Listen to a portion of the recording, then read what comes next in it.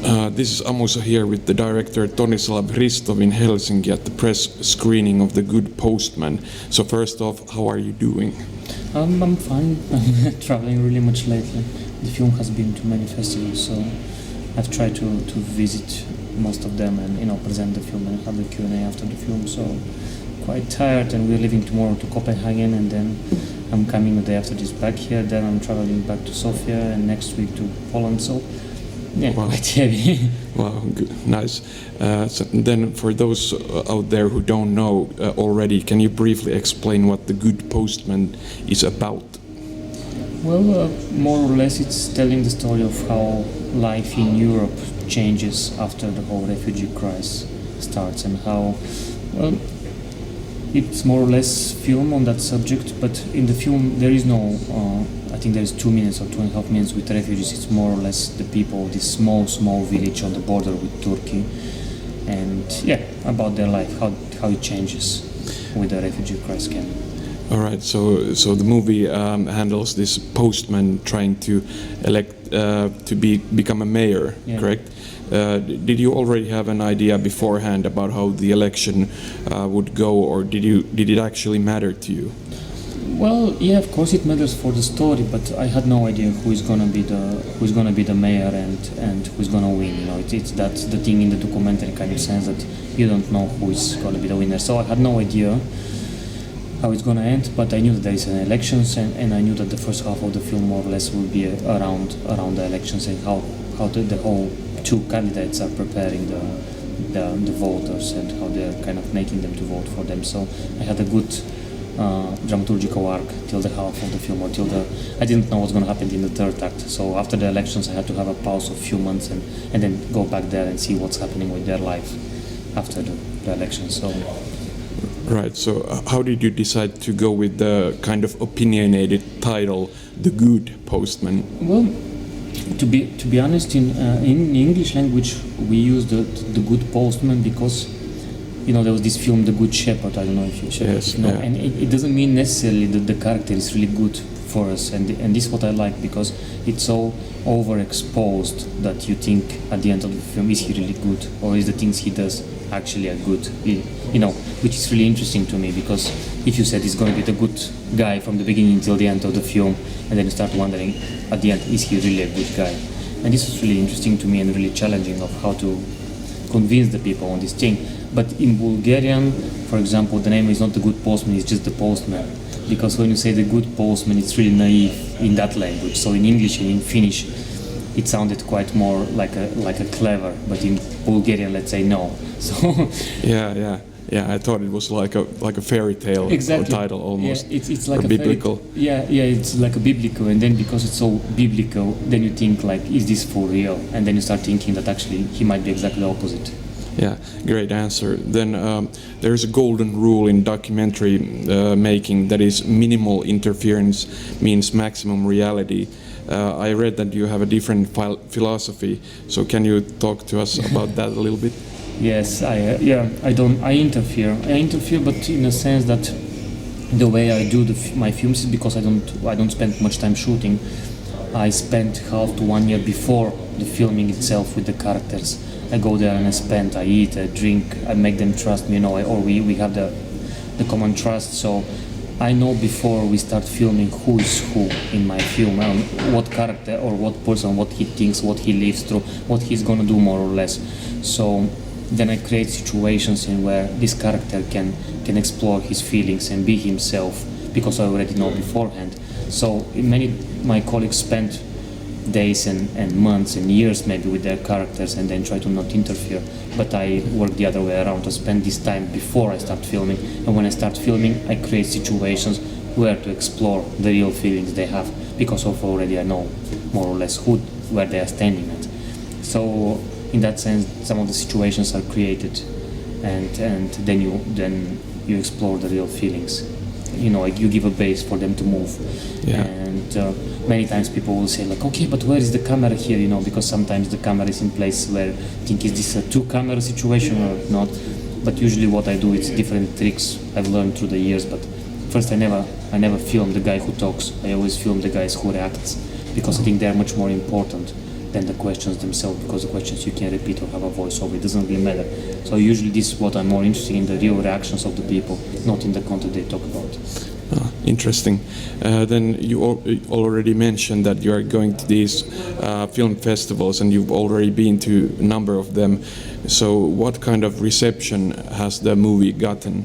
Well, great. We had a film in Sundance in the competition, and it's amazing reception. People have been extremely kind, because it's a really important subject now, and Americans are more or less also seeing themselves in a similar situation with that president, and also all over the Europe. And it has been, for example, now it's going in Japan and in China. It's all over the place. So yeah, really good reception. People seem to like the film. It has been opening quite many festivals, also the opening film. So each week few, and for the last week we've won 2 awards. So people like the film really much, which is really good, because it's not a really big budget film, but we put really much energy and love in it with my producer, Karla, who is also from here, from Finland. So it's not really a traditional Finnish subject, but this time we went with that kind of story. As I said before, for me it's not so important, because I've done mostly funny films, or kind of comedies, docu-comedies, and for me it's important the subject, because you need to stick with it for 2-3 years, and if I'm not in love with it, or if it's not important to me, there is no film. So usually I choose things that are important to me, and then I try to develop them. So I don't care if it's political or personal or computer geeks looking for love. It doesn't matter to me. Just it has to be important for me. Yeah. So what are your next plans for this movie, and will it be receiving like international distribution? Yes. The film is have a French sales agents, and 2 weeks ago they sold it out for American distribution. So it's going to cinemas in America. It's sold out to HBO. So wow. And so it's gonna go really well internationally on sales. So festivals, TV stations, and everyone is showing it, because it's really the subject is really important at the moment. And when we started 3 years ago, I was just telling to the previous person I talked with that everyone was asking like, oh, in 3 years this is not going to be a hot topic, since there were like hundreds of movies on the refugee crisis. And I said like, look, our film is not going to be like this. And then it came up that we don't have homeless refugees. It's about us Europeans and how we deal with the problem, or what we should do, and how our life changed. Yeah, right. So next, I would like to ask you a little bit about yourself. So was it always your dream to be a director? No, I never dreamed to be a director. There is no such dreams. I didn't start making documentaries because it was a childhood dream or anything like this. I don't know. I just liked it. First, I was working as an assistant, and I was a technical assistant. I was working with Piru Honkasalo. Actually, she was the first one who showed me.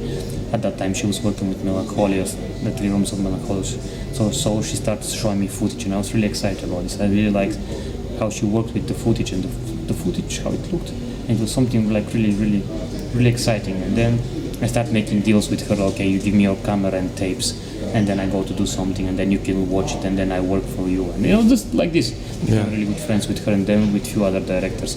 So they helped me quite much, and I got excited about it. It was never like, I want to be a director now.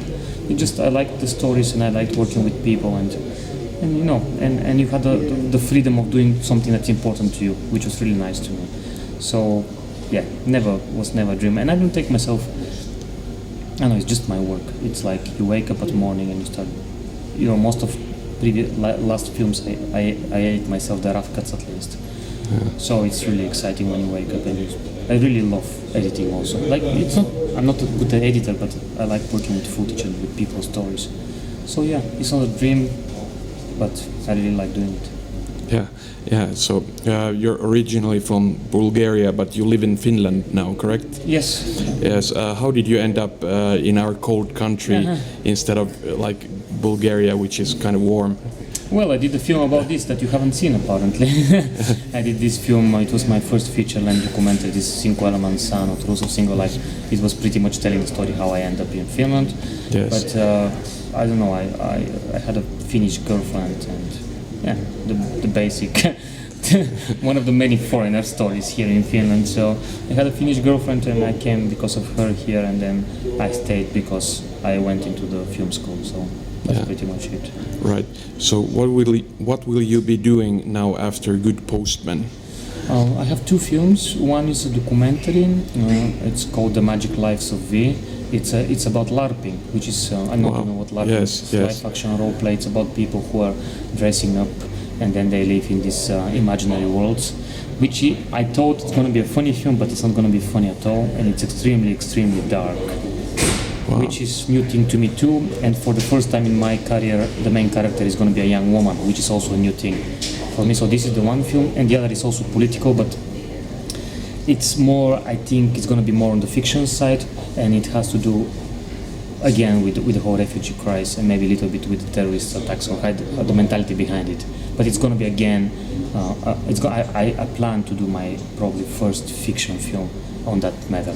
Okay. So this is the two plans I have. Okay, then. But working with the same company, I've been working with the same production company for 10 years, like with making movies. So I think it's going to be the same. Okay, then finally, Good Postman premieres this Friday in Finland. Who would you recommend this movie to? Well, to everyone, because it's really funny, but last week we just won a huge jury award in Geneva, and I was really surprised that actually young people like the film really much, because the film is not like a normal documentary. As you saw, it's built up as a fiction film, and pretty much it looks like a fiction, so yeah.